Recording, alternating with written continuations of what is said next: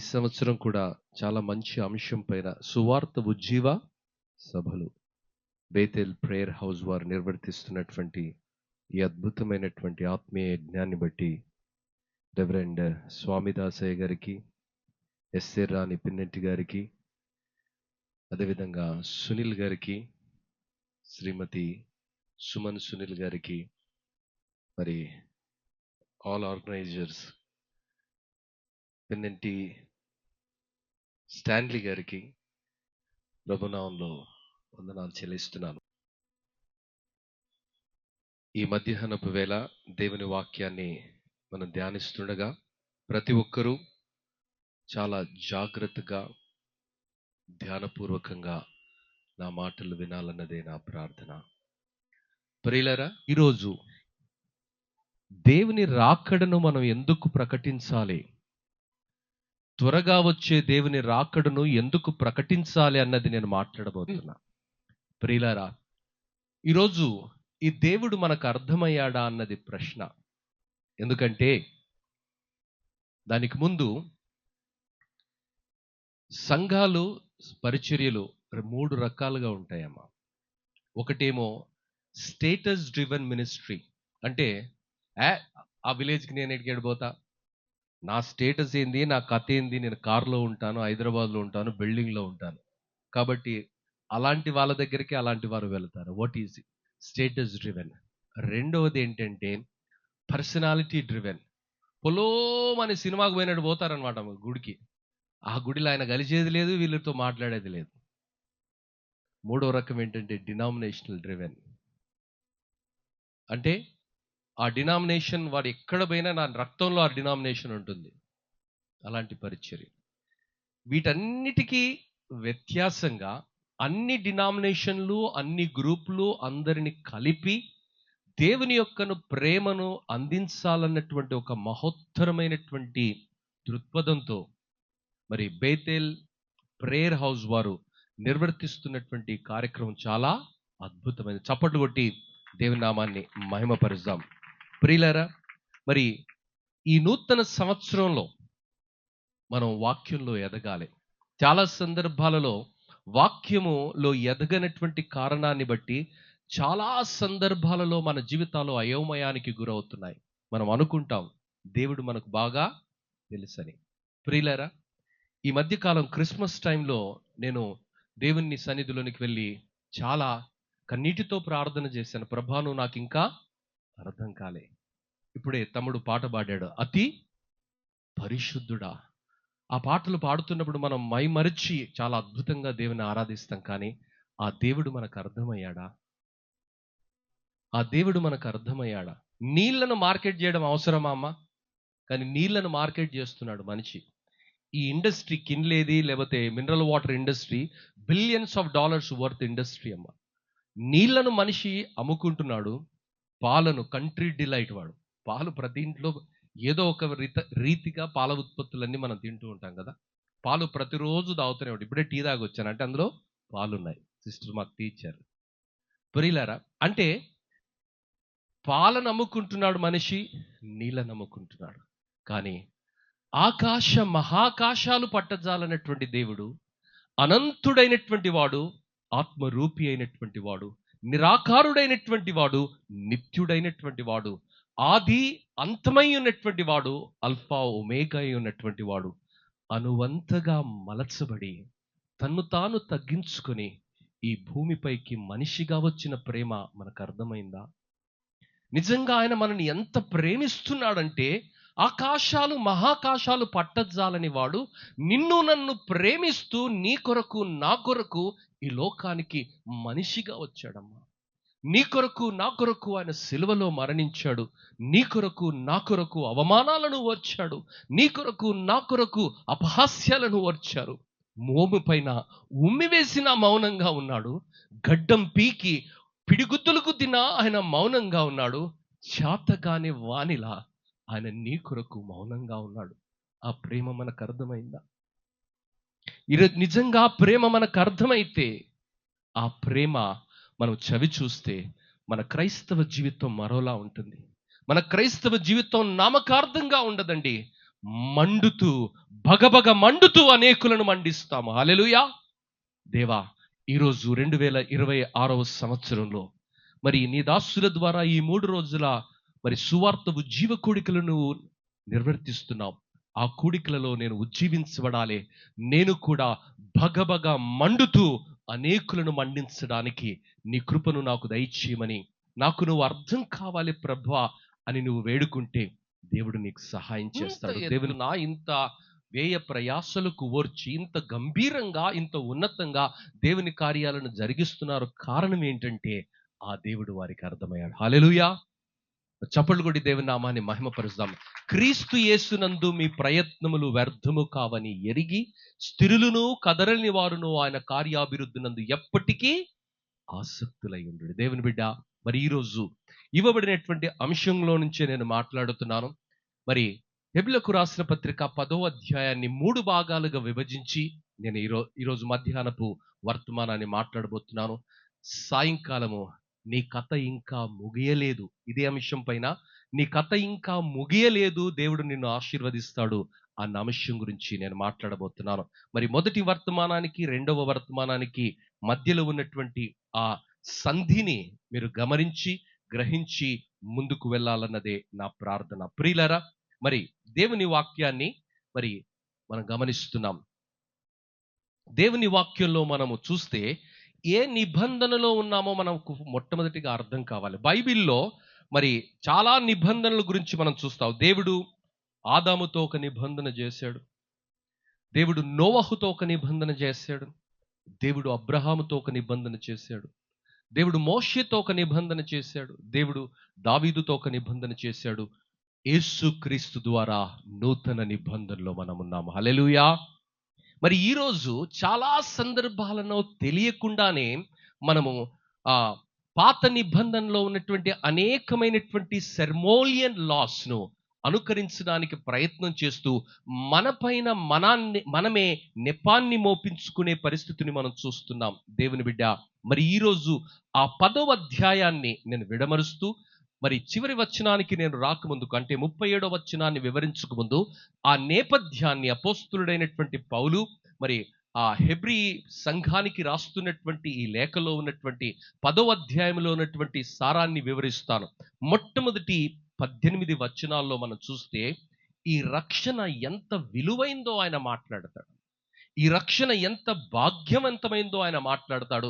ఈ రక్షణ ఎంత గొప్పదో ఆయన మాట్లాడతాడు. రెండవ భాగము 10వ అధ్యాయంలో 19 నుంచి 26 వచనాల్లో చూస్తే ఈ రక్షణను నువ్వు నిరాకరిస్తే దాని మూల్యం ఎంత భయంకరంగా ఉంటుందో ఆయన మాట్లాడతాడు.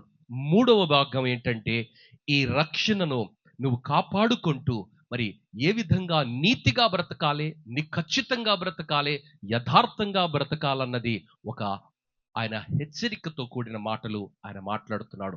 మరి 37వ వచనాన్ని మనం గమనిస్తే ఇక కాలము కొంచెం గట్టిగా చెప్పండి అమ్మా ఈ థీమ్.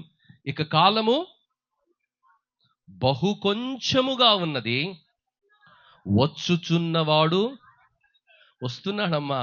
యేసయ్య రాబోతున్నాడు. ఈ లోకానికి ఇంకా సీన్ ఎక్కువ లేదు. ఓ నాది నాది అని కొట్లాడుతున్నాం. సంఘాలు ఇది మర్చిపోయినట్టున్నారు. మెయిన్ లైన్ చర్చెస్ భూముల కొరకు, ఆస్తుల కొరకు, పదవుల కొరకు పిచ్చి వాళ్ళ లెక్క కొట్లాడుతున్నారండి. ప్రియులారా, వచ్చేవాడు త్వరగా రాబోతున్నాడండి. ఆ రాకడలో ఎత్తబడకపోతే, ఆ రాకడలో నీవు విడిచిపెట్టబడితే ఆ రోజు ఎంత భయంకరంగా ఉంటుందో దేవుడు మచ్చుగా తన వాక్యంలో ఆయన రాయించాడండి. మరి ఈరోజు నీవు విడిచిపెట్టకూడదని, ఈ పరిసర ప్రాంతాలలో ఎవరూ కూడా విడిచిపెట్టబడకూడదని ఎంతో గొప్ప ఆసక్తితో, ఆశతో ఈ అద్భుతమైనటువంటి ఆత్మీయమైనటువంటి యజ్ఞాన్ని ఆయన ఈ సంఘం వారు చేస్తున్నారు. ప్రియులారా, దేవుడు వాక్యంలో మనం చూస్తే రకరకాలుగా ఆయన మనుషులతో ఆయన మాట్లాడాడు. దేవుడు స్వరముతో ఆదాముతో మాట్లాడాడు. దేవుడు మానవ స్వరముతో మోషేతో మాట్లాడాడు. మండుచున్నటువంటి పొదలో నుండి మోషేతో దేవుడు మాట్లాడాడు. అదేవిధంగా ఇశ్రాయేలీయులను నడిపించడానికి మరి దేవుడు మోషేను ఏర్పరచుకోవడానికి ఆయనతో మానవ స్వరంలో మాట్లాడాడు. సీనాయి పర్వతం పైన మోషేతో దేవుడు మానవ స్వరంలో మాట్లాడాడు. యేసు ప్రభు బాప్తిస్మ పొందుతున్నప్పుడు ఆకాశములో నుండి ఒక మానవ స్వరములో దేవుడు మాట్లాడారు. అదేవిధంగా పౌలు సంఘాన్ని హింసిస్తున్నటువంటి వేళ పౌలుతో దేవుడు మానవ స్వరంలో మాట్లాడాడు. అంటే దేవుడు మనుషులతో మానవ స్వరములో మాట్లాడినటువంటి విషయాన్ని మనం చూస్తున్నాం. రెండవదిగా దేవుడు దర్శనాల ద్వారా, దేవుడు కలల ద్వారా మనుషులతో మాట్లాడాడు. ఆదికాండము 34వ అధ్యాయాన్ని మనం గమనిస్తే అక్కడ ఫరోకు ఒక కల వస్తుంది. ఆ కలవరంలో ఆయన ఉంటే యోసేపు దేవుని సన్నిధిలోనికి వెళ్ళి ఆయన ప్రార్థన చేస్తే దేవుడు దర్శనంలో ఆయనకు వివరిస్తాడు. ఆ వివరాన్ని దేవుడు వివరించినటువంటి సత్యాన్ని ఫరో గారికి దగ్గరికి వెళ్ళి ఆయన వివరించినట్లుగా దేవుని గ్రంథములో గ్రంథస్థమైంది. దేవుడు దానియేలుతో మాట్లాడాడు.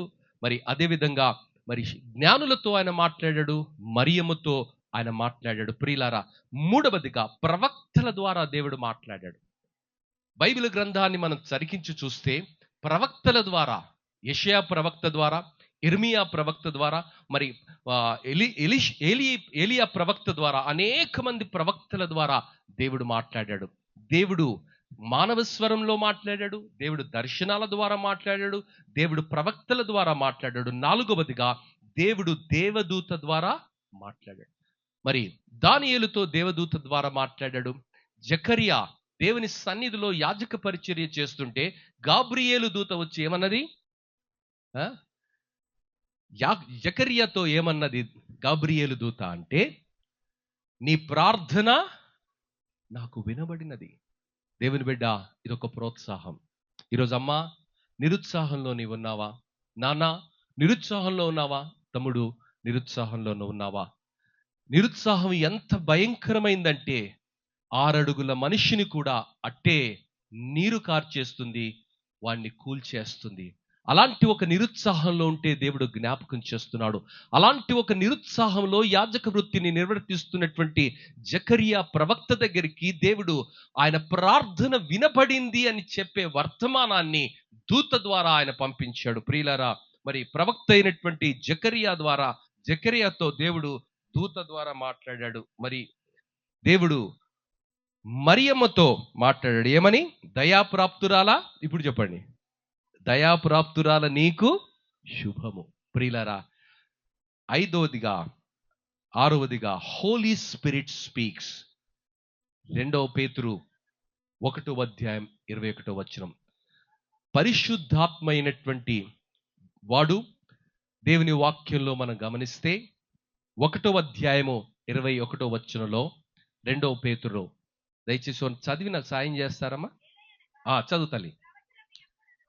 ఏలయనగా ప్రవచనము ఎప్పుడునూ మనుషుని ఇచ్చను బట్టి కలగలేదు, కానీ మనుషులు పరిశుద్ధాత్మ వలన ప్రేరేపించబడిన వారై దేవుని మూలముగా పలికిరి. హల్లెలూయా.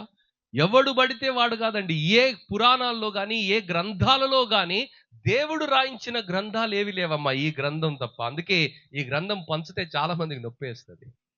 ఎందుకంటే ఇది మనుషులతో మాట్లాడే గ్రంథము, మనుషుల జీవితాలను మార్చే గ్రంథం, మనిషిలో ఉన్నటువంటి లోపాలను చూయించి దేవుని ప్రేమను ప్రపంచానికి పరిచయం చేసి సజీవమైనటువంటి గ్రంథం. ఏ గ్రంథమైనా నువ్వు చదువు, ఆ గ్రంథాన్ని ఎవరో ఒకరు నీకు వివరించాలి. కానీ ఈ గ్రంథము నువ్వు చదువుతున్న ప్రతిసారి ఏ పరిశుద్ధాత్మ ద్వారా దేవుడు మానవ ప్రవక్తలను వాడుకొని ఆ గ్రంథాన్ని రాయించాడో ఆ పరిశుద్ధాత్ముడే నీకు నాకు వివరిస్తారు, జీవితాలను సంపూర్ణంగా మార్చివేస్తారు. అందుకే ఈ గ్రంథము పంచుతుంటే చాలా మందికి భయం వేస్తుంది.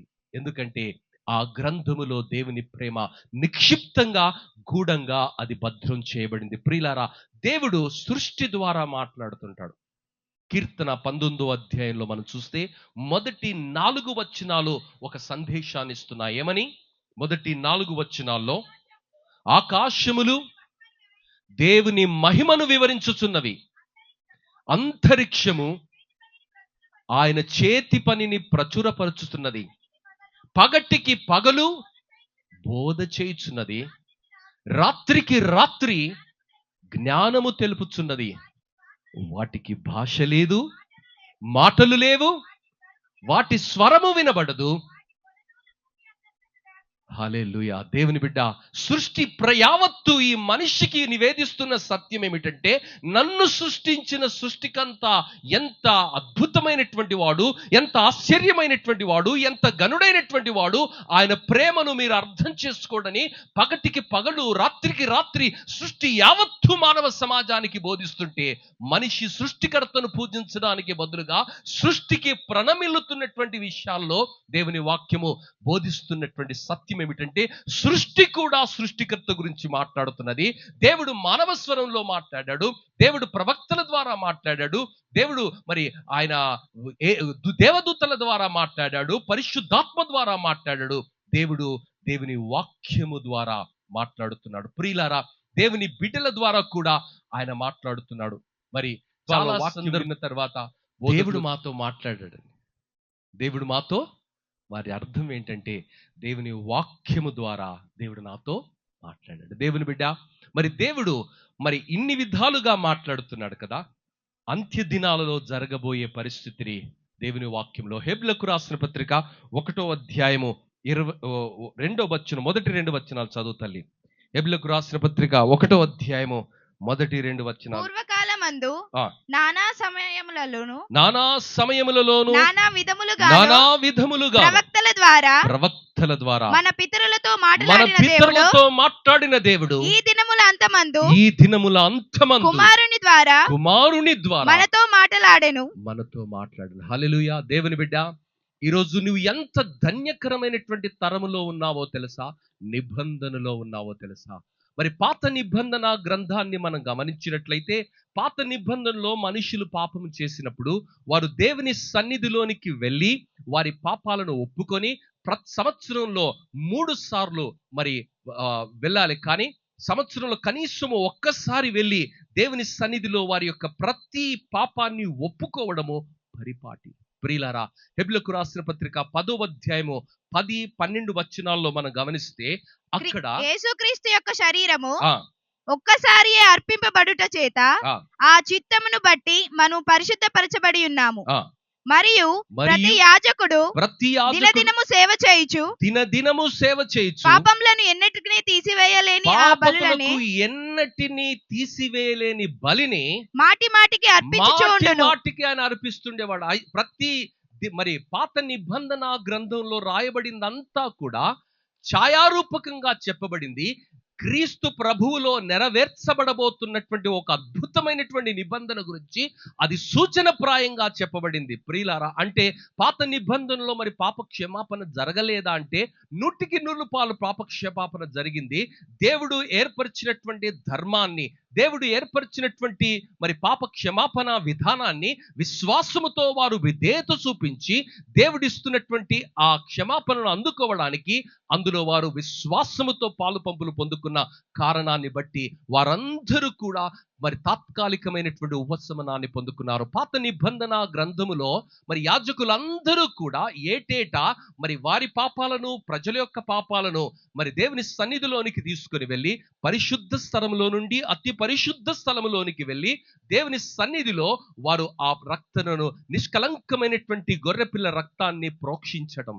దేవుని బిడ్డ, మరి ఆ పరిస్థితిలో మనుషులకు ప్రతిసారి వెళ్ళిన ప్రతిసారి పాపం జ్ఞాపకం చేయబడేది. పాత నిబంధన గ్రంథములో ఉన్నటువంటి విధానములో మనుషులకు పాపము సంపూర్ణమైనటువంటి ప్రక్షాళన లేదమ్మా. ప్రతి సంవత్సరం వారు పాపాలను ఒప్పుకోవాలి, ప్రతి సంవత్సరం దేవుని సన్నిధిలోనికి వెళ్ళి వారు పాపాలను ఒప్పుకోవాలి. కానీ ఈ నూతన నిబంధనలోనికి దేవుడు మనల్ని నడిపించాడు. దేవుని వాక్యం ఏమని సెలవిస్తుందంటే, 1 యోహాను పత్రిక 1వ అధ్యాయము 9వ వచనంలో దేవుని వాక్యం ఏమని మన పాపములను మనము ఒప్పుకొనిన ఎడల ఆయన నమ్మదగిన వాడును నీతిమంతుడును గనుక ఆయన మన పాపములను క్షమించి సమస్త దుర్నీతి నుండి మనలను పవిత్రులనుగా చేయును. ప్రియులారా, ప్రతి పాపము నుండి యేసు ప్రభు నిన్ను విడిపిస్తారు. కానీ చాలా మందితో జరిగే ఒక పొరపాటు ఏంటంటే, అయ్యా నేను ఎప్పుడో పాపం చేశాను, ఆ పాపానికి ఒక శిక్ష నేను అనుభవిస్తున్నాను, ఆ మూల్యాన్ని నేను అనుభవిస్తున్నానటువంటి దోషారోపణలో మనుషులు ఉంటున్నారు. దేవుని బిడ్డ, ఈ కూడికల ద్వారా దేవుడు నీకు నివేదిస్తున్నటువంటి సత్యం ఏమిటంటే, ప్రతి పాపములో నుండి నిన్ను కడగడానికి, ప్రతి పాపములో నుండి నిన్ను పరిశుద్ధునిగా మార్చడానికి, నిన్ను నీతిమంతునిగా మార్చడానికి దేవాతి దేవుడు ఆకాశ మహాకాశములు పట్టజాలన్నటువంటి వాడు, అతి పరిశుద్ధుడైనటువంటి వాడు, నిరాకారుడైనటువంటి వాడు, ఆత్మరూపి అయినటువంటి వాడు, ఆది ఆయననే, అంతమైననే, ఆల్ఫా ఆయననే, ఒమేగా అయినటువంటి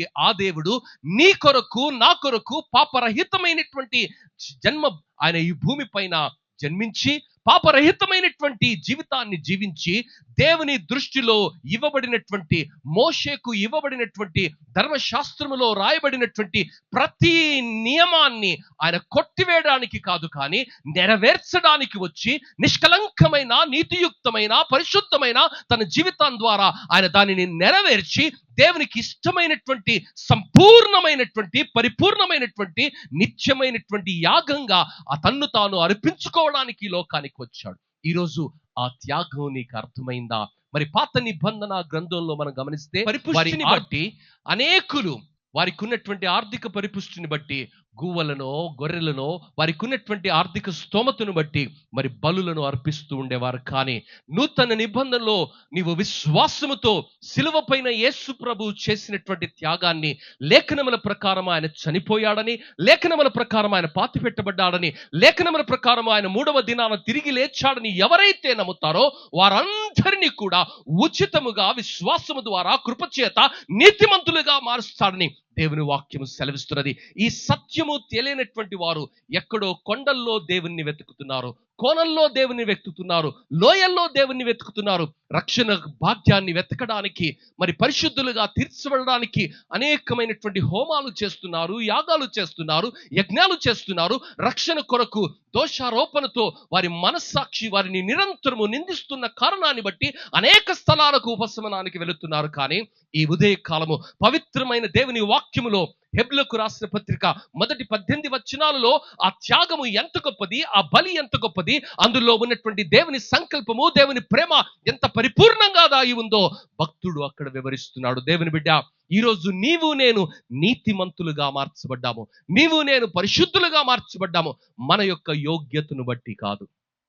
పాస్టర్లు తెలియక చాలా సందర్భాల్లో అపోస్తలుడైనటువంటి పౌలు హెబ్రీయులకు, మరి 1 కొరింథీయులకు రాసిన పత్రిక 11వ అధ్యాయము 23 నుండి కింది వచనాల్లో మనం గమనిస్తే ప్రభురాత్రి భోజన క్రమాన్ని ఆయన మాట్లాడుతూ కొరింథీలో ఉన్నటువంటి సంఘములో ఉన్నటువంటి స్థానిక పరిస్థితులను బట్టి ఆయన ఆ లేఖను రాస్తున్నటువంటి విధానములో ప్రతివాడు తన్ను తాను పరీక్షించుకొని, అయోగ్యంగా ఎవడు పరీక్షించకూడదంటే సంఘాలలో ప్రభురాత్రి భోజనం అనగానే అంత ప్రబుద్ధులు లేచిపోతారు.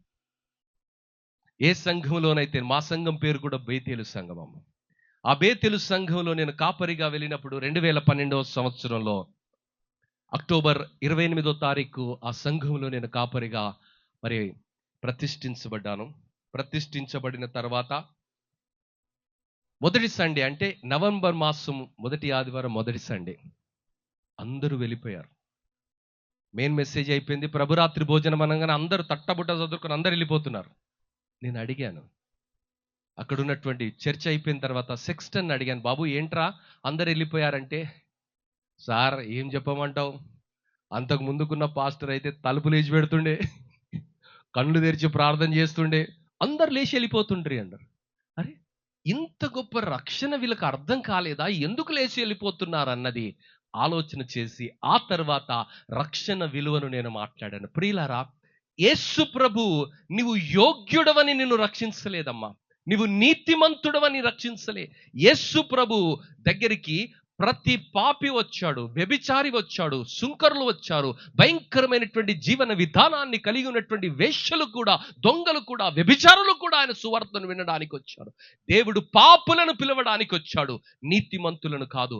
దేవుడు పాపులను పరిశుద్ధులుగా మార్చడానికి, నీతిమంతులుగా మార్చడానికి, వారికి ఉన్నటువంటి అర్హతను బట్టి నీతిమంతులుగా తీర్చడానికి కాదు. కానీ తమ్మును తాము రక్షించుకోలేని నిస్సహాయ స్థితిలో ఉన్నటువంటి ప్రతి మానవుణ్ణి వెతికి రక్షించడానికి దేవుడే ప్రేమ అయినటువంటి వాడు, వాక్యమైనటువంటి వాడు.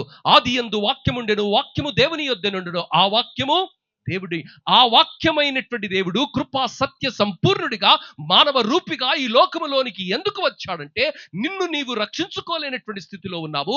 అర్పించబడినటువంటి ఏ అర్పణ కూడా నీకు సంపూర్ణమైనటువంటి విమోచననివ్వలేదు, ప్రక్షాళనివ్వలేదు, నీతి మార్గంలో నిన్ను ప్రతిష్ఠించలేదు. కాబట్టి తానే మార్గంగా, తానే సత్యంగా, తానే మరి మరి నిత్యంగా నీ లోకంలోనికి వచ్చాడు. ఎందుకో తెలుసా? నిన్ను నన్ను ప్రేమిస్తున్నాడు. నీవు నిన్ను రక్షించుకోలేనటువంటి స్థితిలో నీవు ఉన్నావన్న వాస్తవాన్ని ఎరిగినటువంటి దేవుడు ఆయననే ఈ భూమిపైకి వచ్చాడు. ఆయన చేసినటువంటి త్యాగం నీకు అర్థమైందా? నేను ఇంకా సిద్ధపడలేదండి. ఏం సిద్ధపడతావు? నువ్వు సిద్ధపడ్డావని యేసుప్రభు వచ్చాడు నీ దగ్గరికి. నీ పరిస్థితి ఎరిగినటువంటి దేవుడు, నిన్ను నీవు రక్షించుకోలేనటువంటి స్థితిలో ఉన్నటువంటి నీ పరిస్థితిని గుర్తించినటువంటి దేవుడు నిన్ను వెతికి రక్షించడానికి ఆయననే మనిషిగా ఈ లోకానికి వచ్చాడు. దేవుని బిడ్డ, ఈ రక్షణ నీకు అర్థమైందా? దేవుని వాక్యము సెలవిస్తున్నది, నిన్ను నీతిమంతునిగా మార్చాడు, నిన్ను పరిశుద్ధునిగా మార్చాడు. నీ అడ్రస్ను దేవుడు మార్చాడమ్మా. హల్లెలూయా. నీ అడ్రస్ మారబడింది. కానీ చాలా మందికి రక్షణ అర్థం కాని కారణాన్ని బట్టి అదే కుల వ్యవస్థలో బ్రతుకుతున్నారు, అదే నీచమైనటువంటి పరిస్థితుల్లో బ్రతుకుతున్నారు. ఏ నీచ స్థితిలో నుండి ఏ ఉన్నత స్థితిలోనికి దేవుడు వారిని లేవనెత్తాడో, ఏ ఘనమైనటువంటి స్థితిలో వారిని ప్రతిష్ఠించాడో వారికి అర్థం కావటం లేదు. ఈ రక్షణ వారికి అర్థం కావటం లేదు. మందిరానికి వెళుతున్నారు, బైబిల్ను చదువుతున్నారు, పాటలు పాడుతున్నారు. కానీ ఎప్పుడైతే వివాహం వస్తుందో, ఎప్పుడైతే పరిస్థితులు వారి జీవితాలలో ప్రశ్నించడం ప్రారంభిస్తారో, అప్పుడు వారి యొక్క విలువను వారు గుర్తించకుండా, వారి పరిస్థితిని వారు గుర్తించకుండా చాలా సందర్భాలలో భయంకరమైనటువంటి పాత విధానాలకు ఉపక్రమించుకొని వారి యొక్క విలువను అందులో వెతుక్కునే ప్రయత్నం చేస్తున్నారు. దేవుని బిడ్డ, దేవుని వాక్యము అపోస్తలుడైనటువంటి పౌలు జ్ఞాపకం చేస్తున్నటువంటి మాట ఇది ఒక అద్భుతమైనటువంటి సత్యము. చాలా మంది ఆ గిల్ట్, దోష మనసారోపణ చేత నలిగిపోతుంటారు. చాలా మంది వారి జీవితాలలో మరి జరుగుతున్నటువంటి ప్రతి సంభవానికి కారణాన్ని ఎక్కడ వెతుకుతారంటే, నేను ఆ పాపం చేశాను కాబట్టి దేవుడు నన్ను శిక్షిస్తున్నాడు. కొంతమంది ప్రార్థన చేస్తారు, మీరు గమనించారు? ఏమని ప్రార్థన? పాపినైనా, విన్నారా ఈ ప్రార్థన? మీరు కూడా చేస్తారా? ఏంది? పాపి కాదు మనం. చాలు నాన్న, చాలు.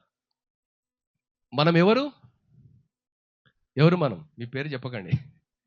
మనం పరిశుద్ధులమమ్మ. హల్లెలూయా. దేవుడు మనల్ని పరిశుద్ధులుగా మార్చాడు.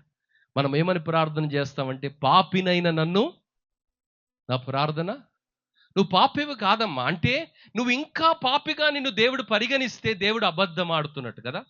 దేవుడు అబద్ధమాడజాలని, అన్యాయము చేయని దేవుడు, అక్రమాన్ని సహించని దేవుడు. దేవుని వాక్యము 1 యోహాను పత్రిక 1:9 ఏమని సెలవిస్తుందంటే, ఆయన రక్తము ప్రతి పాపములో నుండి కడిగి పవిత్రపరుస్తున్నది. దేవుని బిడ్డ, ఈ సత్యము నీవు గ్రహించకుండా చాలా సందర్భాలలో పాపములో నువ్వు బ్రతుకుతూ జరుగుతున్న ప్రతి సంభవానికి ఏం పాపం చేశాను. ప్రియులారా, పాపం చేసిన కారణాన్ని బట్టి అనేక సందర్భాలలో రాలేదు, కానీ దేవుని చిత్తానుసారంగా ఇవి సంభవిస్తున్నాయి. ఒక గుడ్డివాడిగా పుట్టిన కారణాన్ని బట్టి అక్కడ ఉన్నటువంటి ఆ శాస్త్రులు, పరిసయ్యులు యేసు ప్రభు దగ్గరికి వచ్చి ఏమడుగుతున్నారు అంటే, అయ్యా, వీడు గుడ్డివాడిగా పుట్టడానికి వీని అయ్యా పాపం చేశాడా, వీళ్ళ అమ్మ పాపం చేసిందా? ఎవడు పాపం చేశారంటే యేసు ప్రభు ఏమన్నాడు? వీడైనను వీని కన్నవారైనను ఏ పాపము, దేవుని యొక్క క్రియలు బయలుపరచబడడానికి ఆ పరిస్థితిని దేవుడు అనుమతించాడు. హల్లెలూయా. దేవుని బిడ్డ, నేను రక్షణ పొందానండి, నా జీవితం ఇంత రక్షించబడిన తర్వాత అనేకమైనటువంటి సమస్యలతో నేను సతమతమైపోతున్నానండి. ఈ పరిస్థితులకు కారణం ఎక్కడో నేను పాపాన్ని మర్చిపోయానేమో, ఎక్కడో నేను పాపాన్ని ఒప్పుకోలేదు, ఎక్కడో నేను పాపంలో ఇంకా జీవిస్తున్నానన్నటువంటి మదన చేత, దోషారోపణ చేత జీవితాలు మరి విచ్ఛిన్నమవుతున్నటువంటి వేళ ఈ కూడికల ద్వారా దేవుడు తెలియజేస్తున్నటువంటి అద్భుతమైనటువంటి ఆత్మీయ సత్యం ఏమిటంటే, నీవు నీతిమంతునిగా మార్చబడ్డావు, పరిశుద్ధునిగా మార్చబడ్డావు. నీ జీవితంలో ఇంతవరకు జరిగిన ప్రతి పాపాన్ని హృదయమందు నమ్మి నోటితో ఒప్పుకున్న ఆ క్షణమందే నీవు నీతిమంతులుగా మార్చబడ్డావు, పరిశుద్ధునిగా మార్చబడ్డావు. దేవుని సన్నిధిలో దేవుడు నిన్ను ఒక నీతిమంతునిగా, పరిశుద్ధునిగా చూస్తున్నాడని దేవుని వాక్యము ఖండితంగా బోధిస్తున్నది. దేవుని బిడ్డ, ఈరోజు దేవుడు నీకిస్తున్నటువంటి ఆ సుభాగ్యం ఏమిటో తెలుసా? దేవుడు నీకిస్తున్నటువంటి టైటిల్ ఏంటో తెలుసా? మనకు చాలా మంది టైటిల్ ఇస్తారు. గానగంధర్వుడు, అనువాద చక్రవర్తి ట్రాన్స్లేటర్లకు, టైగర్ ప్రీచర్ ఏందో అన్ని పనికి వాళ్ళ డైలాగులు. కానీ దేవుడు ఏం డైలాగులు ఇస్తున్నాడో తెలుసా? నీకు నాకు ఏం డైలాగులు ఇస్తున్నాడో తెలుసా? బైబిల్లో ఉన్నది ఆ డైలాగ్ అందరికీ. యేసు ప్రభు నా సొంత రక్షకుడని నమ్మిన ప్రతి ఒక్కరికి ఆ బిరుదు అంకితం ఇస్తున్నాడు దేవుడు. మొదటి పేతురు పత్రిక 2వ అధ్యాయం 9వ వచనం ఏమంటుంది? అయితే అయితే మీరు చీకటిలో నుండి ఆశ్చర్యకరమైన తన వెలుగులోనికి మిమ్మును పిలిచిన వాని గుణాతిశయములను ప్రచురం చేయ నిమిత్తము కాదమ్మా, మిమ్మును పిలిచిన వాడు, మిమ్మల్ని వెతుక్కుంటూ వచ్చిన వాడు, ఆకాశ మహాకాశంలో విడిచిన వాడు, మీ కొరకు యాగమైనటువంటి వాడు, తన పవిత్రమైన రక్తము ద్వారా మిమ్మల్ని పేరు పెట్టి పిలిచి మరి ప్రత్యేకించుకొని తన రక్తము ద్వారా మిమ్మల్ని నీతిమంతులుగా మార్చినటువంటి వాడు, చీకటి లోకములో నుండి పవిత్రమైనటువంటి తన సంకల్పము ద్వారా వెలుగు బిడ్డలుగా, చీకటి లోకములో తారలుగా, ధృవత్వారులుగా మీరు వెలగడానికి మిమ్మల్ని ఏర్పరచుకున్నటువంటి వాడు. మీ గురించి ఆయన ఏమని మాట్లాడుతున్నాడో తెలుసా? రాజులైన యాజక సమూహమును. దేవుడు నిన్ను రాజులైన యాజక సమూహం, రాజులే టాపురా అంటే అందులో మళ్ళా ఇంకా టాప్ పొజిషన్ ఏంటో తెలుసా? యాజకులు. రాజులైన యాజక సమూహంలో మనల్ని నిలబెడితే వీడు అంటాడు, నువ్వు అదా, నువ్వు రెండా, నువ్వు మూడా, నీ దరిద్రం చల్లగుండా ఏం బతుకురామన్నది. దేవుడు మనల్ని రాజులైన యాజక సమూహంలో పెట్టి, దేవుడు ఉన్నతమైనటువంటి స్థితిలో మనల్ని ప్రతిష్ఠించి చీకటి లోకములో ధృవతారలుగా వెలగడానికి, భగభగ మండుతూ ఆయన ప్రేమను ప్రపంచానికి పంచడానికి, అనేకులను ఆ వెలుగులోనికి ఆకర్షించడానికి, భూమికి పునాదులు వేయక మునిపే, దేవుని తల్లి గర్భములో రూపింపబడక మునిపే, భూమిని సృష్టించక మునిపే నీ ఎడల ఒక ప్రణాళికను కలిగినటువంటి దేవుడు అనంత చిత్తములో ఆ కాలము పరిపూర్ణమైనప్పుడు తన కుమారుడైనటువంటి యేసుక్రీస్తు ద్వారా ఆ పరిపూర్ణమైన సంకల్పాన్ని నెరవేర్చి ఈ లోకములోనికి నిన్ను పంపించి దేవుడు నీకు ఈ సత్యాన్ని జ్ఞాపకం చేస్తుంటే ఈ సత్యం నీకు అర్థమవుతుందా? రాజులైన యాజక సమూహం అని దేవుడు అంటే, అన్నా నువ్వు రెండా, మూడా, ఇంకంతే. దేవుని బిడ్డ, ఈరోజు నీకు రక్షణ అర్థం కాలే. అందుకే నీవు నీ రక్షణను, నీ యొక్క విలువను 2 అంకెల్లో వెతుకుంటున్నావు, 3 అంకెల్లో వెతుకుతున్నావు. ఆశీర్వాదం ఎందుకు నీకు రావటం లేదు? ఎందుకు నీ కుటుంబం దీవించబడటం లేదు? ఎందుకు నీ బిడ్డలు దీవించబడటం లేదు? ఎవడో వేసే ముష్టి వెతుకుల కొరకు నువ్వు ఆశపడుతున్నావు. ఎవడో ఇచ్చే తాత్కాలికమైనటువంటి తాయెత్తుల కొరకు నువ్వు ఆశపడుతున్నావు. ఎవడో ప్రభుత్వం ఇచ్చే తాత్కాలికమైనటువంటి ఉపశమనాల కొరకు నీవు మరి బారులు తీరి వెతుకుతున్నావే. కానీ దేవుడు నీకు ఇస్తున్నటువంటి విలువ, దేవుడు నీకు ఇచ్చినటువంటి భాగ్యము, దేవుడు నీకు ఇచ్చినటువంటి అద్భుతమైనటువంటి విలువను నీవు గుర్తించిన రోజు నీ పరిస్థితి మరోలా ఉంటుంది. దేవుని బిడ్డ, ఈరోజు అదే సత్యాన్ని అపోస్తలుడైనటువంటి పౌలు 19వ వచనం నుండి 25 వచనాలలో ఆయన చాలా గంభీరంగా, ప్రస్ఫుటంగా ఆయన మాట్లాడుతున్నాడు. దేవుని బిడ్డ, ఈరోజు ఆ సత్యము నీకు అర్థమైందా? ఆ ప్రేమ నీకు అర్థమైందా? ఆ విలువ నీకు అర్థమైందా? రాజులైన యాజక సమూహము, పరిశుద్ధ జనమును. పాపుల గుంపు కాదమ్మా ఇది, పాపుల గుంపు కాదు. ఇది ఏం గుంపు? పరిశుద్ధుల గుంపు. నీవు నేను లోకానికి వెలుగై ఉన్నాము, నీవు నేను లోకానికి ఉప్పై ఉన్నాము. లోకము నిన్నేమంటుందో తెలుసా? లోకం నిన్నేమని పిలుస్తుందో తెలుసా? వీడు ఒక దళితుడండి, వీడు నీచ కులస్తుడండి, వీడు వెలివేయబడిన వాడండి, ఊరికి దూరంగా ఉన్నవాడండి. వీని గురించి రకరకాలుగా నీ లోకం నీ గురించి మాట్లాడుతున్నది. కానీ దేవుడు నీకు ఎంత విలువనిస్తున్నాడో తెలుసా? రాజులైన యాజక సమూహం అంటున్నాడు, ఈ లోకానికి వెలుగు అంటున్నాడు, ఈ లోకానికి ఉప్పు అంటున్నాడు, ఈ లోకానికి పరిశుద్ధమైనటువంటి జనమని దేవుని వాక్యము సెలవిస్తుంది. దేవుని బిడ్డ, ఈరోజు నీవు పరిశుద్ధమైనటువంటి జనమని, దేవుని చేత ప్రత్యేకంగా ఈ తరములో దేవుడు నిన్ను అభిషేకించుకొని ఆయన నిలుపుకున్నాడన్నది నీవు గ్రహిస్తున్నావా? ఆదామవ్వలకు ఈ విషయం అర్థం కాలేండి. ఆదామవ్వలకి ఈ విషయం అర్థం కాలేదు కాబట్టి వారి జీవితాలతోటి వాడు చెడుగుడు ఆడుకున్నాడమ్మా. ఈరోజు నీకు కూడా అర్థం కాకపోతే భక్తి నువ్వు ఎంత చేసినా నీ జీవితంలో ఆశీర్వాదం ఉండదు. నీ విలువ నీకు అర్థం కాని రోజు, ఈ రక్షణ నీకు అర్థం కాని రోజు, యేసు ప్రభు పరలోక భాగ్యాన్ని గురించి ఆయన మాట్లాడుతూ మరి ఒక ముత్యంతో దాన్ని సరిపోల్చాడు. ఒక మంచి సారవంతమైనటువంటి భూమితో ఆయన సరిపోల్చాడు.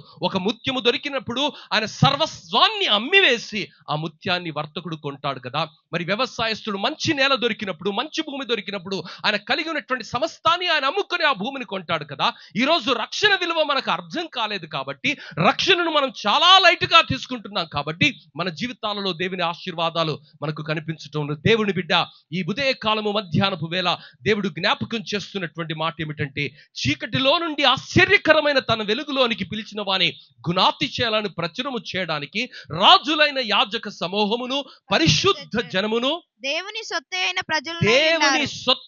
ప్రజలునై ఉన్నారు. దేవుని బిడ్డ, నువ్వు నేను ఎవరి సొత్తో తెలుసా? ఏ రా నీ అయ్యా జాగిరా అంటారు.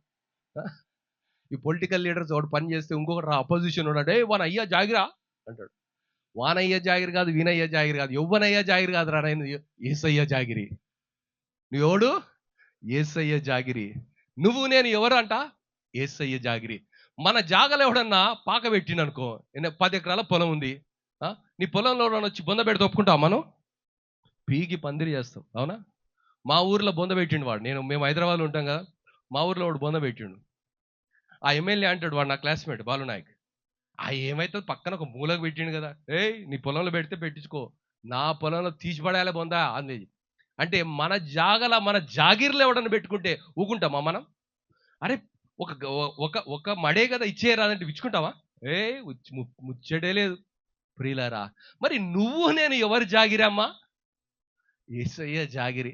దేశయ్య ఏమంటుంది తెలుసా? చీల్చి చెండాడతాడు. నిన్ను ముట్టినవాడు నా కనుగుడ్డుని ముట్టుకుంటూ ఒప్పుకుంటాడు ఆ దేవుడు. కానీ మనకి ఎంత భయం తెలుసా? చాలా భయం. చిన్న విషయానికి భయపడిపోతాం, అంత చిన్న విషయానికి భయపడిపోతాం, గాయి చేస్తుంటాం. దేవుడు అంటున్నాడు, నీ ఎడల నా అనుమతి లేనిది నీ వెంట్రుక కూడా నేలరా. నా అనుమతి లేనిది నిన్ను ఎవరూ కూడా ముట్టలేరు. నా అనుమతి లేనిది నీకు ఏది హాని జరగదు. దేవుని బిడ్డ, దేవుడు దానియేలును సింహపు బోనులో వేశాడు, కానీ సింహాలు ముట్టడానికి అనుమతించలేదు. షడ్రక్, మేషక్, అబేద్నగోలను అగ్నిగుండములో వేశాడు, కానీ అగ్ని దారిని తాకడానికి దేవుడు అనుమతించలేదు. ఎందుకంటే ఆయన సొత్తైన ప్రజలు వారు. ఈరోజు నీవు నేను ఆయన సొత్తుగా, ఆయన ప్రణాళికలో భాగంగా ఈ చీకటి లోకములో వెలుగులను పంచడానికి దేవుడు మనల్ని ఏర్పరిస్తే ఆ రక్షణ విలువ మనకు అర్థమవుతుందా? దేవుని బిడ్డ, ఈ రక్షణను ప్రకటించడానికి, ఆ రక్షకుని యొక్క రెండవ రాకడను ప్రకటించడానికి నీవు నేను సంఘంగా ఉన్నాము. నీవు నేను ఆ రక్షకుని వివరించడానికి లోకంలో ఉన్నాం. ఆ రక్షకుని గురించి మాట్లాడుతున్నామా? ఆ రక్షకుని గురించి మనం వివరిస్తున్నామా? దేవుని బిడ్డ, లోకానికి నిరీక్షణ ఎవరు అంటే క్రైస్తవుడే, క్రైస్తవ సంఘమే. హల్లెలూయా. మరి ఆ గొప్ప భాగ్యాన్ని మనం ఎందుకు గుర్తించడం లేదు? ఈరోజు నీ విలువ నీకు అర్థమైన రోజు. అద్భుతమైన కార్యాలు, అద్భుతమైనటువంటి పరిచర్యను 100 సంవత్సరాల క్రితము దైవజనుడు చూశాడు. ఆ పరిచర్యను ప్రారంభించాడు. ఆ పరిచర్యను మరి ఆయన కుమారుల ద్వారా, 2వ తరము 3వ తరము ద్వారా ఈ పరిచర్యను దేవుడు ఎందుకు కొనసాగిస్తున్నాడంటే, ఆ పరిచర్యలో ఉన్నటువంటి భాగ్యము, ఆ రక్షణలో ఉన్నటువంటి భాగ్యాన్ని సంపూర్ణంగా వారు ఎరిగి ఉన్నారు. దేవుని యొక్క 2వ రాకడలో 1000 ఏళ్ల పరిపాలనలో అలాంటి నమ్మకంగా బ్రతికినటువంటి వారిని, దేవుని యొక్క రాజ్య సువార్తను నమ్మకంగా వెదజల్లినటువంటి వారిని దేవుడు భౌతికంగా ఈ భూమి పైన ఆ 1000 ఏళ్ల పరిపాలనలో ఆయనతో పాటుగా, ఆయన పక్షంగా అద్భుతమైనటువంటి పరిపాలన జరిగించడానికి వారికి అవకాశాన్ని ఇవ్వబోతున్నాడన్నది పవిత్రమైన దేవుని వాక్యము సెలవిస్తుండగా ఆ మాటలను నమ్మి పరిచర్యను చేస్తున్నారు. దేవుని బిడ్డ, అర్థమైందా? దేవుని వాక్యము సెలవిస్తున్నది, ఈరోజు ఈ రక్షణ నీవు కాపాడుకుంటూ ప్రతిరోజు విశ్వాసముతో నువ్వు బ్రతకాలి. హెబ్రీయులకు రాసిన పత్రిక 10వ అధ్యాయం 22వ వచనంలో ఏమంటున్నాడంటే, ద సిగ్నిఫికెన్స్ ఆఫ్ మనస్సాక్షికి కల్మషము తోచకుండునట్లు, మనస్సాక్షికి కల్మషము తోచకుండునట్లు ప్రోక్షింపబడిన హృదయములు గలవారమును,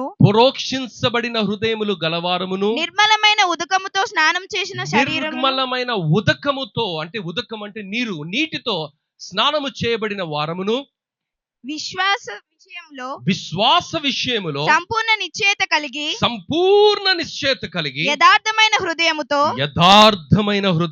మనము దేవుని సన్నిధానమునకు చేరుదము. హల్లెలూయా. దేవుని బిడ్డ, మరి సంఘంగా మన యొక్క బాధ్యత ఏమిటంటే ప్రతి ఆదివారము దేవుని సన్నిధిలో మనం గడపాలి. చాలా మంది ఆదివారం గుడికి రారమ్మా. కారణం ఏంటంటే సంఘంగా సహవాసంగా కూడటం వారికి దానిలో ఉన్న విలువ తెలియదు. చాలా మంది దేవుని యొక్క సన్నిధిని ఆయన ఇచ్చినటువంటి ఆజ్ఞలను చాలా అలక్ష్యం చేస్తారు. 2007 సంవత్సరంలో 2017 సంవత్సరంలో నేను ఇశ్రాయేల్ దేశానికి వెళ్ళాను. ఇశ్రాయేల్ దేశానికి వెళ్ళినప్పుడు నాకు తీసుకుపోయినటువంటి వ్యక్తి అన్న ప్రభు కిరణ్ గారు. ఆయన నన్ను ఫ్రీగానే తీసుకుని వెళ్ళాడు, నన్ను నా భార్యను. అక్కడ ఆయన ఒక విషయాన్ని నాకు జ్ఞాపకం చేశాడు. మరి విశ్రాంతి దినము ధర్మశాస్త్రం ప్రకారము శుక్రవారము సూర్యాస్తమయం నుండి శనివారము సూర్యాస్తమయం వరకు వారికి అది విశ్రాంతి దినం, సబ్బాతు దినం. మరి అక్కడ ఏ యూదుడు కూడా నీకు రోడ్ల మీద కనిపించడమ్మా, ఏ యూదుడు కనిపించాడు నీకు రోడ్ల మీద. రోడ్లన్నీ ఎంత నిర్మానుష్యంగా ఉంటాయి, ఇప్పుడు యూదులే ఉంటాడు కానీ ఎవ్వడు రోడ్డు మీద కనిపించడమ్మా. కారణం ఏంటో తెలుసా? దేవుడిచ్చినటువంటి తోరా ధర్మశాస్త్రాన్ని ఈ రోజు వారు ఖచ్చితంగా అనుకరిస్తున్నారమ్మా. ఆ ఖచ్చితంగా అనుకరిస్తున్న కారణాన్ని బట్టి చుట్టూ దాదాపు 27 దేశాలున్నాయి, మరి తురక దేశాలున్నాయి. వారు అణువు దొరికితే వీనిని నలిపేయాలి, ఆ ప్రపంచ చిత్రపటంలో నుండి వారి నామరూపం లేకుండా చేయాలని విశ్వ ప్రయత్నాలు చేస్తున్నటువంటి ఆ పరిస్థితుల మధ్య ఈ వ్యక్తులు ఇంత ప్రతిరోజు రంగరంగ వైభవంగా అభివృద్ధి చెందడానికి, ప్రపంచానికి అనేకమైనటువంటి విషయాలను పరిచయం చేయడానికి, అనేకమైనటువంటి ఆవిష్కరణల పరిచయం చేయడానికి దేవుడు వారిని వాడుకుంటున్నాడు. కారణం ఏంటో తెలుసా? దేవుని వాక్యాన్ని ఖచ్చితంగా వారు అనుకరిస్తున్నారు. దేవుని బిడ్డ, ఈ నూతన నిబంధన పాత నిబంధన కన్నా ఎంతో అద్భుతమైనటువంటిది, ఎంతో ఘనమైనటువంటిది. నిన్ను నన్ను నీతిమంతులుగా చేర్చింది, పరలోకానికి చేర్చింది, ప్రభువు బిడ్డలుగా మలిచింది, ఆయన సాక్షులుగా, ఆయన సంఘంగా ఈ లోకంలో బ్రతకడానికి మనకు ఒక అవకాశం ఇచ్చింది. రాజులైన యాజక సమూహమని, పరిశుద్ధమైన జనమని, ఆయన సొత్తైన ప్రజలని ప్రతిరోజు మనకు జ్ఞాపకం చేస్తుంటే, ఆ ప్రజలమైనటువంటి మనము కలవడానికి, ఆయనను కీర్తించడానికి, ఆయన నామ సంకీర్తన చేయడానికి, ఆయన వాక్యాన్ని ధ్యానం చేయడానికి ఎన్ని సందర్భాలలో మనం ఉపక్రమిస్తున్నామన్నది ప్రశ్న. దేవుని బిడ్డ, ఈ మధ్యాహ్నపు వేళ దేవుడు జ్ఞాపకం చేస్తున్నాడు. దేవుని సన్నిధిలో, ఆరాధనలో నిరంతరము మనము దేవుని సన్నిధానంలో ఉండాలి. దేవుని వాక్యము సెలవిస్తున్నది 23వ వచనము 10వ అధ్యాయంలో గమనిస్తే, వాగ్దానము చేసినవాడు నమ్మదగినవాడు గనుక మన నిరీక్షణ విషయమై మనం ఒప్పుకొనినది నిశ్చలముగా పట్టుకుందాము. ప్రియులారా, one of my friend just diploma చేశాడు.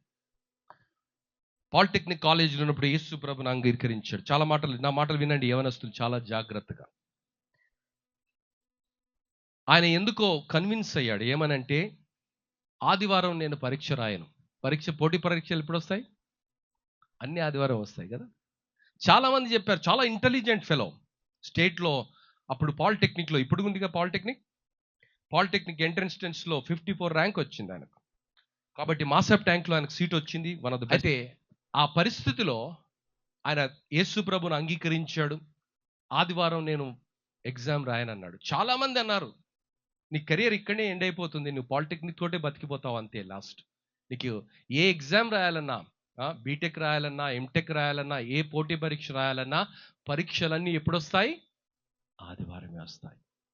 ఆ యవనస్తుడు 16-17 సంవత్సరాల యవనస్తుడు ఏమన్నాడో తెలుసా? దేవుణ్ణి నేను గణపరుస్తాను, దేవుడు నన్ను గణపరుస్తాడన్నాడు. దేవుని బిడ్డ, ఆదివారం మందిరానికి రాకుండా నేను ఉండలేనన్నాడు.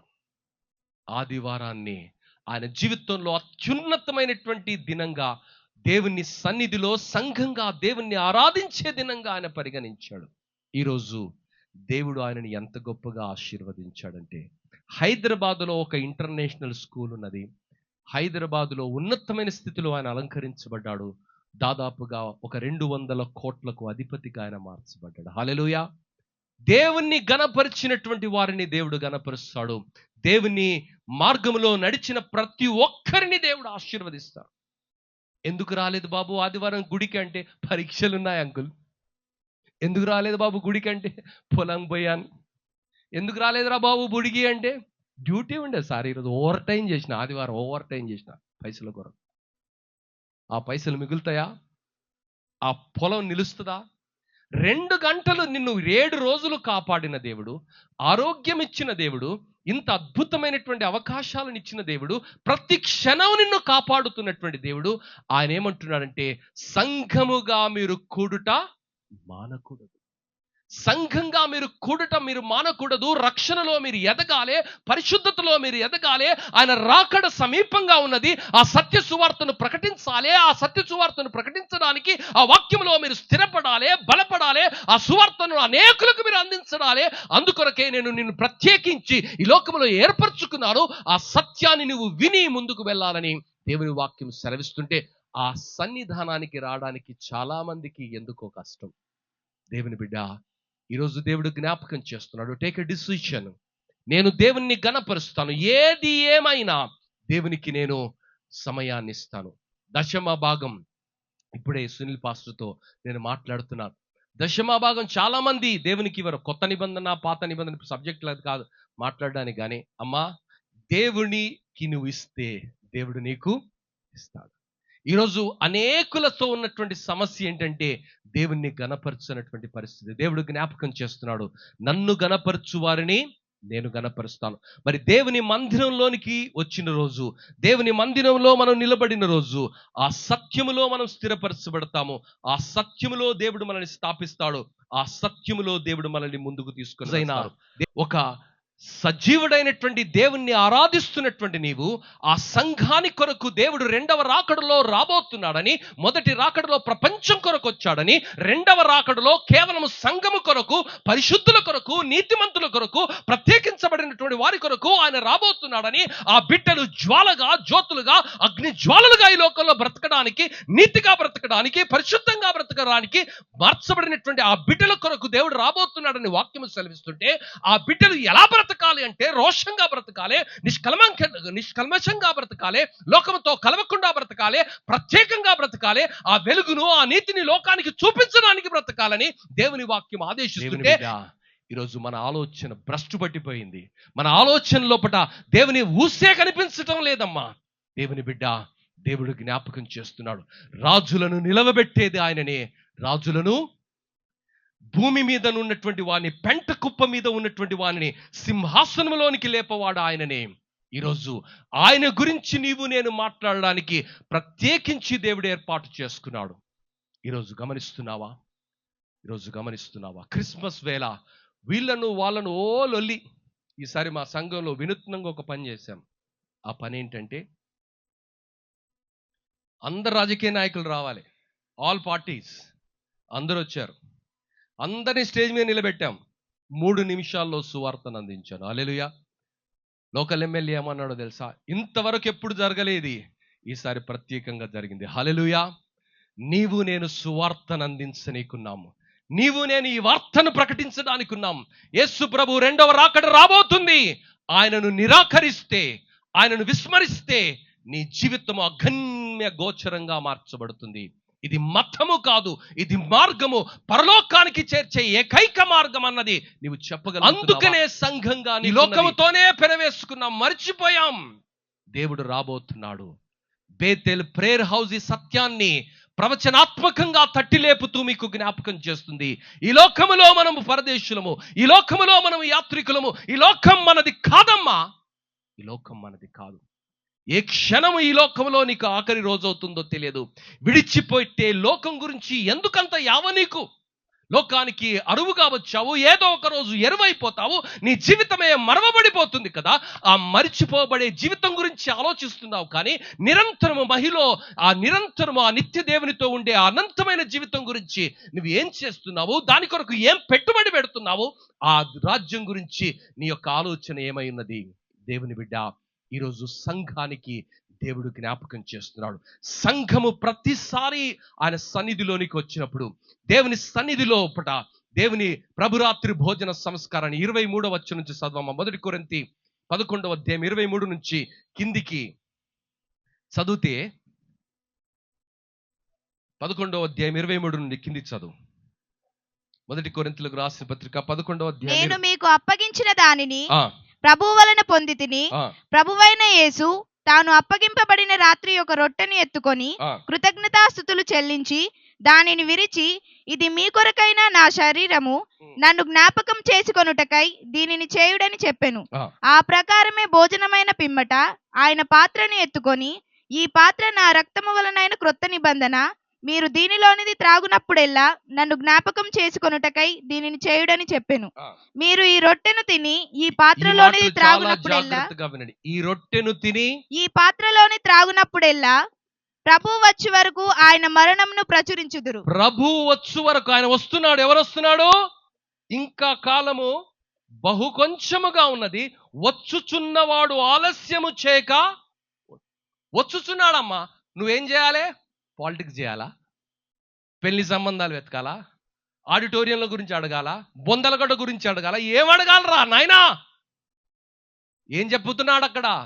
ఈ రొట్టెను తిని ద్రాక్షారసమును తాగిన ప్రతిసారి నువ్వేం చేయాలి? చదువు తల్లి. ఆయన మరణమును ప్రచురించాలి. దేవుని బిడ్డ, ప్రచురిస్తున్నావా? ఆ సువార్తను ప్రకటిస్తున్నావా? ఆ రక్షణ సువార్తను ప్రకటిస్తున్నావా? ఆయన నీ కొరకు నా కొరకు చేసినటువంటి ఆ త్యాగాన్ని ప్రకటిస్తున్నావా? ఆ ప్రేమను ప్రకటిస్తున్నావా? ఈరోజు సంఘాలలో ఇది ఎప్పుడో మరిచిపోయారమ్మా. ఎంతసేపు బిల్డింగ్ల గురించి మాట్లాడడం. ఓ ఏషియాలో పెద్ద చర్చి. ఎక్కడి చర్చిరా నాయనా?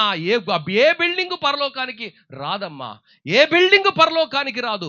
ఏ బట్టలు పరలోకానికి రావు. ఏ హోదా పరలోకానికి రాదు. పరలోకానికి వచ్చేది ఎవరో తెలుసా?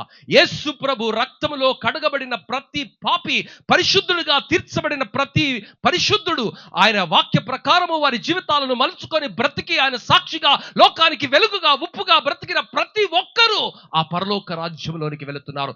ఆ రక్షకుని యొక్క ఆ రక్షణ ఏర్పాటును ప్రపంచానికి పరిచయం చేయడానికి దేవుడు ప్రత్యేకించి మనల్ని ఏర్పరచుకుంటే సంఘంగా ఇది జరుగుతుంది. దేవుడు జ్ఞాపకం చేస్తున్నాడు. ఈ లోకమే తాత్కాలికం. ఈ లోకంలో ఏ పదవైనా తాత్కాలికం. నీ బ్రతుకే తాత్కాలికం. ఆరోగ్యం తాత్కాలికం. ఐశ్వర్యం తాత్కాలికం. మన జీవితమే తాత్కాలికం. ఈ తాత్కాలికమైనటువంటి లోకంలో శాశ్వతమైనటువంటి విలువ నీకు ఎక్కడ జ్ఞాపకం చేయబడుతుంది? ఎక్కడ నీకు ప్రబోధించబడుతుంది? ఎక్కడ మనుషులు ఆ శాశ్వతమైన విలువను మాట్లాడతారంటే దేవుని మందిరములోనే. హల్లెలూయా. ఈ లోకములో ఈ ఉన్నదంతా మాయ అని, ఈ లోకములో ఉన్నదంతా ఆవిరి అని, ఈ లోకములో ఉన్నదంతా తాత్కాలికమైనదని, దేవుని చిత్తమే పరిపూర్ణమైనదని, అనంతమైనదని జ్ఞాపకం చేసే ఆ మందిరానికి, ఆ సంఘానికి, ఆ సహవాసానికి ప్రతిరోజు ప్రతి ఆదివారము క్రమం తప్పకుండా నీవు కూడుకొని నీ ఆత్మలో కలుషితమైనటువంటి లోకములో కలిసిపోకుండా రోషంగా జ్వాలగా నువ్వు బ్రతకడానికి, జ్యోతిగా నువ్వు బ్రతకడానికి, భగభగ మండుతూ నువ్వు బ్రతకడానికి, అనేకులను మండిస్తూ నువ్వు బ్రతకడానికి, నిన్ను ఆ వేడితో ఆ మంటలో ఒక జ్యోతిగా నిన్ను నిలిపే ఆ సహవాసానికి నువ్వు వెళ్ళాలి. దేవుని బిడ్డ, ఈరోజు అపోస్తులుడైనటువంటి పౌలు ఆయన జ్ఞాపకం చేస్తున్నాడు. వచ్చువాడు త్వరగా వచ్చుచున్నాడు. వచ్చువాడు త్వరగా వచ్చుచున్నాడు. దేవుని బిడ్డ, పరిస్థితులు మీరు గమనిస్తే ప్రపంచమంతా దేవుని వాక్యంలో చెప్పబడినట్టుగా ఆయన రెండవ రాకడ చాలా సమీపంగా ఉంది. ఈరోజు ఏ సంఘములో చూసినా కుటుంబాలలో శాంతి లేదు, సమాధానం లేదు, విచ్చలవిడి శృంగారం జరుగుతున్నది, యథేచ్ఛగా పాపము జరుగుతున్నది, భయంకరమైనటువంటి జీవితం జరుగుతున్నది. తెలుసా? అపోస్తులైన పౌలు ఏమంటున్నాడు? 11వ అధ్యాయం 1వ వచనం చదవమ్మా. నేను క్రీస్తును పోలి నడుచుకొనుచున్న ప్రకారము, క్రీస్తును పోలి నడుచుకున్న ప్రకారము మీరును నన్ను పోలి నడుచుకొనుడి. హల్లెలూయా. ఈ మాట నువ్వు చెప్పాలి. నీ గురించి లోకంలో సాక్ష్యంగా ఈ మాట చెప్పబడాలి. నువ్వు భగభగ మండే జ్యోతిగా బ్రతకాలి. ప్రియులారా, మంటకు చెదలు పట్టవు. మంటకు చెదలు పట్టవమ్మా. నువ్వు మంటలా బ్రతికిన రోజు పాపము నిన్ను అంటదమ్మా. నీవు నేను లోకములో భగభగ మండుతూ బ్రతకాలని దేవుని వాక్యం సెలవిస్తున్నది. పాపరహితుడైనటువంటి దేవుని ప్రతినిధులుగా ఈ లోకములో పరిశుద్ధపరచబడినటువంటి జనాంగంగా, నీతిమంతులుగా తీర్చబడినటువంటి జనాంగంగా, ఆయన స్వకీయమైనటువంటి సొత్తైన ప్రజలుగా, రాజులైన యాజకులుగా ఈ లోకంలో బ్రతకడానికి, ఆ రెండవ రాకడను లోకానికి ప్రకటించడానికి దేవుని చేత ప్రత్యేకంగా ఏర్పాటు చేయబడినటువంటి జనాంగంగా ఈ లోకంలో మనం బ్రతకాలి. అందుకొరకు దేవుడు మనల్ని ఏర్పరచుకున్నాడమ్మా. ఒక వేడుకగా, ఒక కూడికగా, మా స్థలాల కొరకో, తాత్కాలికమైనటువంటి వాటి కొరకో వెంపర్లాడడానికి కాదమ్మా. దేవుడు అవన్నీ తగిన కాలమందు నేను సమకూరుస్తానంట. నీ జీవితములో నా రాజ్యమును, నా నీతిని మొదట ఈరోజు ఆయన జన్మం ఎందుకు ప్రత్యేకం, ఆయన జీవితం ఎందుకు ప్రత్యేకం, ఆయన త్యాగం ఎందుకు ప్రత్యేకం, దానికి నీకు ఉన్న సంబంధం ఏమిటి ప్రపంచానికి మనం వినిపించాలి. కులాల్లో ఒక కులం ఇది కాదు, మతాల్లో ఒక మతం ఇది కాదు, మార్గాలలో ఒక మార్గం ఇది కాదు, కానీ ఇదే మార్గమని, ఇదే సత్యమని, ఇదే జీవమని చెప్పడానికి యేసు ప్రభువును పరిచయం చేయడానికి సంఘం ఉన్నది. దేవుని బిడ్డ, ఈరోజు దేవుని వాక్యము సెలవిస్తున్నది, నా రాజ్యమును నా నీతిని మొదట వెతుకుడి, అప్పుడు అవన్నీ మీకు అనుగ్రహింపబడును. ఏమి తిందుమా, ఏమి తాగుదుమా, ఏమి ధరించుకుందుమా. ఇదే ముచ్చట అయిపోయింది. పాస్టర్ గారికి ఇవి చెప్పిండంటే అరే ఏం చెప్పిండన్నా. ప్రార్థన విన్నపాల గురించి అడిగితే ఏముంటుందో తెలుసా, పెళ్ళికి, ఉద్యోగాలకు. దేవుడు ఏమంటున్నాడంటే ఇది అవుట్ ఆఫ్ సబ్జెక్ట్ రా నాయన, మీది అడగొద్దు, మీరు ఇది బై డిఫాల్ట్ ఇస్తారు. హోటల్లో పోతే మామూలు హోటల్లో సంగతి చెప్తున్నాను, పెద్ద స్టార్ హోటల్లో అంటే వాటర్కి మళ్ళీ పైసలు వేస్తాడు, కానీ మామూలు మన హోటల్, చాయ్ హోటల్ ఉంటుంది కదా, మరి మీకు ఎంతమంది జ్ఞాపకం ఉందో లేదో, వాడు ఇట్లా 5 ఏళ్లలో 5 గ్లాసులు తెచ్చి టేబుల్ మీద పెడతాడు. అది డిఫాల్ట్ అనమాట. అది పెట్టగానే నీళ్ళు తాగొచ్చు నువ్వు, ఫ్రీ. ఛాయ్కి ఏం పైసలు తీసుకుంటాడు, నీళ్ళకి పైసలు తీసుకోడు వాడు. అట్లా దేవుడు ఏమంటున్నా అంటే నా రాజ్యాన్ని, నీతిని మొదట వెతుకు, అప్పుడు అవన్నీ మీకు అనుగ్రహింపబడును. దేవుని బిడ్డ, సంఘానికి దేవుడు ఎంత గొప్ప బాధ్యతనిచ్చాడు. ఆ సంఘం ఆ బాధ్యతలో ఎంతవరకు ముందుకు వెళ్తున్నది. ఈరోజు ఈ సంఘం మరి ఈ బాధ్యతలో ముందుకు వెళ్తున్నది, ఖచ్చితంగా నిలబడ్డది, ఆయన యొక్క రాకడ గురించి మాట్లాడుతున్నది. ఈరోజు సంఘాలలో మనం గమనిస్తే ఆధిపత్యం పోరు జరుగుతున్నది. సంఘాలలో ఏ సంఘాలైతే దేవుని కొరకు 100 సంవత్సరాలుగా నిలబడ్డాయో ఆ సంఘాలంతా లోకంలో కలిసిపోయే పరిస్థితి. రాజకీయము మరి ఎత్తిన గేట్ల వలె నీళ్లు ఏ విధంగా ప్రవహిస్తున్నాయో లోకమంతా శరవేగంలో సంఘానికి. అలాంటి పరిస్థితుల్లో ఈ సంఘము ద్వారా దేవుడు జ్ఞాపకం చేస్తున్నాడు. లోకానికి రాజైన వాడు, లోకానికి సృష్టికర్త అయిన వాడు, లోకానికి రక్షకుడిగా వచ్చిన యేసు ప్రభు రెండవసారి ఆయన తీర్పరిగా రాబోతున్నాడు. పాపానికి తీర్పు తీర్చబోతున్నాడు. యేసును నిరాకరించిన వారి గురించి ఆయన తీర్పు తీర్చబోతున్నాడు. యేసు ప్రభువును అంగీకరించి ఆయన మార్గంలో నడిచిన ప్రతి ఒక్కరిని అభినందించే రోజున్నది, ఆశీర్వదించే రోజున్నది, గణపరిచే రోజున్నది, వారికి బిరుదులు ఇచ్చే రోజున్నది, వారికి పదవులిచ్చే రోజున్నది, వారితో కలిసి ఆయనతో కలిసి వారు 1000 ఏళ్ల పరిపాలన చేసే రోజున్నదని దేవుని వాక్యములో ఆయన రాయించాడు. ఈ లోకంలో ఉన్న కష్టాలంతా, లోకంలో ఉన్న కన్నీళ్ళంతా, లోకంలో ఉన్నటువంటి సమస్యలంతా తాత్కాలికమని దేవుడు జ్ఞాపకం చేస్తున్నాడు. దేవుని బిడ్డ, ఆ రెండవ రాకడ వచ్చుచున్నవాడు ఆలస్యము చేయక త్వరగా వచ్చుచున్నాడు. ఆయన రాబోతున్నాడమ్మా, ఆయన రాబోతున్నాడు. ఒకసారట ఒక మందిరంలో ఒక పాస్టర్ గారు వాక్యం చెప్తున్నాడట. ఏమని, దేవుడు వస్తున్నాడమ్మా, ఆయన ఇదిగో నేను త్వరగా వస్తున్నానని చెప్తున్నాడట. త్వరగా చెప్తున్నాడట. కిందలో ఒక ముసలాం ఉందంట, ఆమె మీద పడ్డాడట. పడ్డ తర్వాత ఆమె అంటదంట, ఆయన అయ్యో అమ్మ క్షమించండి. నువ్వు చెప్తున్నావా నాకు, కానీ నేనే వినలే, అందుకనే నేను ఇక్కడ కూర్చున్నా, అందుకనే నా మీద పడ్డావన్నాడు. అట్ట అనుకుంటురా ప్రియులారా, దేవుడు త్వరగా రాబోతున్నాడు. ఆ రాకడ కొరకు నువ్వు నేను సిద్ధపడటమే కాదు, లోకాన్ని కూడా సిద్ధపరచాలి. ఈ రక్షణ ఉచితంగా దేవుడు మనకిచ్చినటువంటి ఈ భాగ్యాన్ని నీవు నేను మరి దేవుని కొరకు ఒక అద్భుతమైనటువంటి శక్తిగా ఈ లోకంలో మనం బ్రతకాలి. దేవుని బిడ్డ, ఈ రక్షణను నిరాకరిస్తే, ఈ రక్షణను మనం త్రోసివేస్తే దాని మూల్యం ఎంత భయంకరంగా ఉంటుందో ఆయన దేవుని వాక్యంలో రాయించాడు. 10వ అధ్యాయంలో మనం గమనిస్తే, హెబ్రీయులకు రాసిన పత్రిక 10వ అధ్యాయం 29వ వచనం చదవమ్మా. ఇట్లుండగా దేవుని కుమారుని పాదములతో త్రొక్కి, దాని ముందు వచనం చదవమ్మా. ఎవడైనను మోషే ధర్మశాస్త్రమును నిరాకరించిన యెడల, నిబంధన లేకపోతే వేరే నిబంధన లోపటనే మరి ఒక మోషే ధర్మశాస్త్రాన్ని నిరాకరిస్తే, 2-3 సాక్షుల మాట మీద కనికరింపకుండా వాని చంపించుదురు. ఇట్లుండగా దేవుని కుమారుని పాదములతో త్రొక్కి తాను పరిశుద్ధపరచబడుటకు సాధనమైన నిబంధన రక్తమును అపవిత్రమైనదిగా ఎంచి కృపకు మూలముగా ఆత్మను తిరస్కరించున వారు ఎంత ఎక్కువైన దండనను పాత్రుడుగా ఎంచబడునని ఆ. మీకు తోచును. ఆ, పగ తీర్చుట నా పని, ఆ. నేనే ప్రతిఫలం మనము ఇత్తుననియు సత్యమును గూర్చి అనుభవపూర్వక జ్ఞానము పొందిన తర్వాత బుద్ధిపూర్వకముగా పాపము చేసిన ఎడల పాపమునకు బలికను ఉండదు. దేవుని బిడ్డ, ఈరోజు ఆ రక్షణ నీకు అర్థమైందా? ఆ రక్షణలో నీవు నేను బ్రతకడానికి, భగభగ మండుతూ బ్రతకడానికి, అనేకుల్ని మండిస్తూ బ్రతకడానికి దేవుడు మనల్ని ఏర్పరచుకున్నాడు. ఈ లోకములో ఒక గుంపుగా బ్రతకడానికి కాదు, ఒక శక్తిగా బ్రతకడానికి కాదు, కానీ లోకానికి వెలుగుగా బ్రతకడానికి, లోకానికే ఉప్పుగా బ్రతకడానికి, దేవుని యొక్క ప్రత్యేకమైనటువంటి జనాంగంగా బ్రతకడానికి దేవుడు మనల్ని ఏర్పరచుకున్నాడు. నీ విలువ నీకు తెలుసా? దేవుని బిడ్డ, భూముల విలువ తెలుసు, బంగారం విలువ తెలుసు, పదవుల విలువ తెలుసు, వస్తువుల విలువ తెలుసు, కానీ దేవుని వాక్యము ఈ రోజు నీకు జ్ఞాపకం చేస్తున్నది, వచ్చుచున్నవాడు ఆలస్యము చేయక త్వరగా వచ్చేవాడు నీకు ఈ మాటలు వినిపిస్తున్నాడు. నీవు చాలా శక్తివంతమైన బిడ్డవు. నీ జీవితం ఎడల దేవుడు ఒక ప్రణాళికను కలిగి ఉన్నాడు. ఆ ప్రణాళికను నీవు గుర్తించి అడుగులు వేస్తే దేవుడు నిన్ను ఆశీర్వదించబోతున్నాడు. ఇక కాలము బహు కొంచెముగా ఉన్నది, వచ్చువాడు ఆలస్యము చేయక. దేవుని బిడ్డ, మరి దేవుని యొక్క సువార్తను అందించవలసినటువంటి భాగ్యము మన పైన ఉన్నది. సువార్తను ఎలా అందిస్తాం?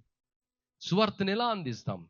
ఈరోజు మనుషులు నీళ్లను మార్కెట్ చేసుకుంటున్నారు, పాలను మార్కెట్ చేసుకుంటున్నారు, కానీ ఆ సువార్తను మనం అందిస్తున్నామా? దేవుని బిడ్డ, ఒక్క నిమిషం తల్లు వంచి ప్రార్థన చేసుకుందాం. ఒక్క నిమిషం తల్లు వంచి ప్రార్థన చేసుకుందాం. ఈ రక్షణ నీకు అర్థమైందా? ఈ ప్రేమ నీకు అర్థమైందా?